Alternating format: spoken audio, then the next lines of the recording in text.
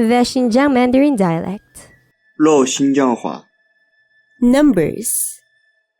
1、2、3、4、5、6、7、8、9、10。 Greetings and phrases. 你好，干早好，上午好，后上好，黑的好，晚安。饭吃没有？吃了。你呢？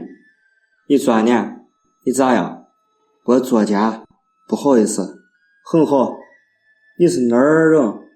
好西。 Vocabulary.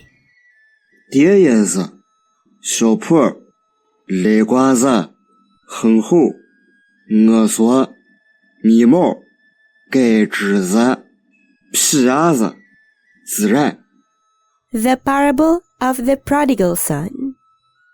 耶稣有福，一个人有2个儿子。小儿子对父亲说：“父亲，请你把我应得的家产分给我。”他父亲就把产业分给他们。后经的一切所有的，又遇着那地方大遭饥荒，就穷苦起来。于是去投靠那地方的一个人，那人打发他到田里去放猪。他恨不得那猪所吃的豆荚充饥，也没有人给他。他醒悟过来，就说：“我父亲有多少雇工，口粮有余，难道我倒在这里饿死吗？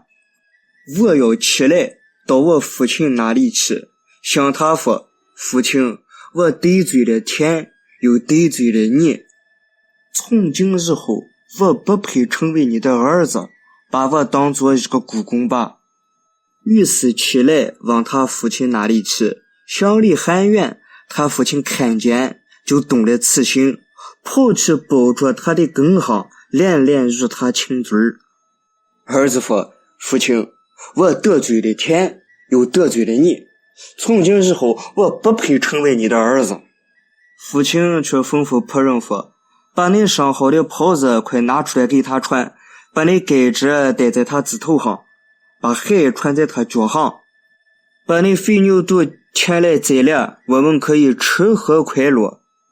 因为我这个儿子是死而复活，失而又得的，他们就快乐起来。”那时大儿子正在田里，他回来离家不远，听见坐落跳舞的声音，便叫一个仆人来问是什么事。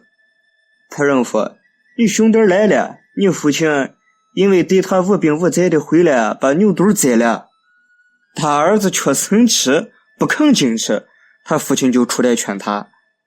他对父亲说：“我服侍你这么多年，从来没有违背过你的命，你并没有给过我一只3羊羔，叫我和朋友一同快乐。